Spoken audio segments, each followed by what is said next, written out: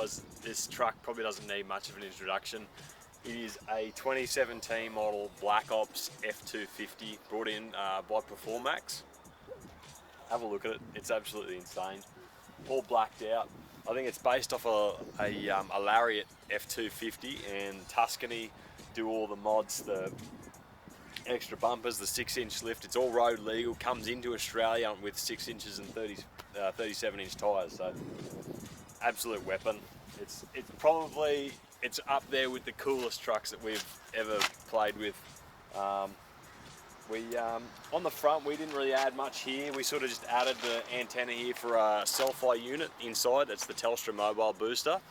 But otherwise, come around here.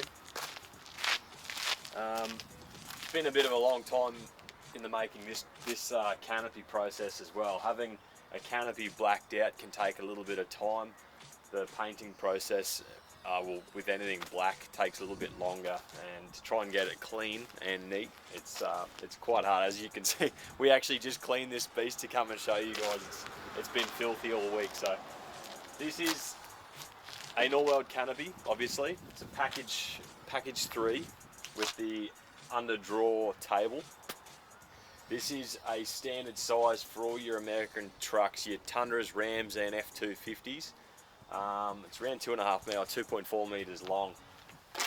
Basically the same size canopy as what you'd put on a single cab Land Cruiser goes on a double cab American truck. Look at the room, it's insane. But anyway, we've done our usual Pro Touring fit out. We've used Enerdrive gear in this truck, circuit breakers, a 1000 watt inverter over here. Brett didn't really need to power too much 240 volt stuff, so that's just enough to charge your drill batteries and small appliances when you're away camping. 200 amp battery guard, that's the E-Pro shunt there for your monitor. It's at 100%, obviously there's no loads on here yet. We've got I think it's an 80 litre angle fridge going in here. Normal switches for your lights. We've got the core colour changing lights again, dimmable. We've also opted to go with he's got a James Brad gun on the roof, but we've got a 160 watt fold out panel for Brett, so he can use it. It's not the truck does get around a fair bit, but it doesn't have the need for solar all the time. Anyway, come around this side, we'll have a look at the big flamethrower exhaust at the back. Sounds sick.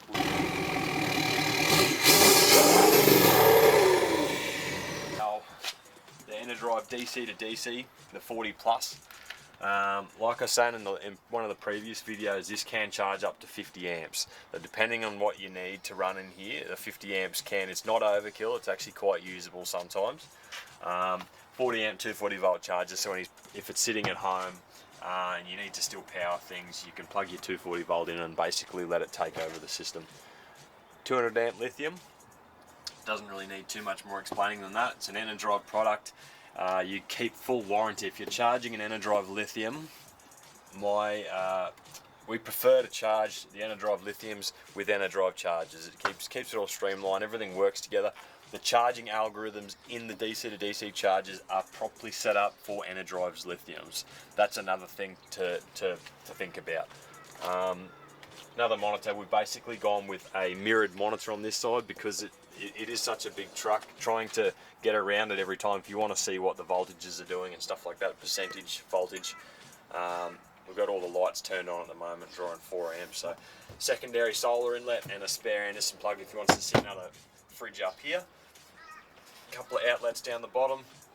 We've also, on this one, we've added in the remote switch for the Enerdrive charger. So you can hold that down, turns it on.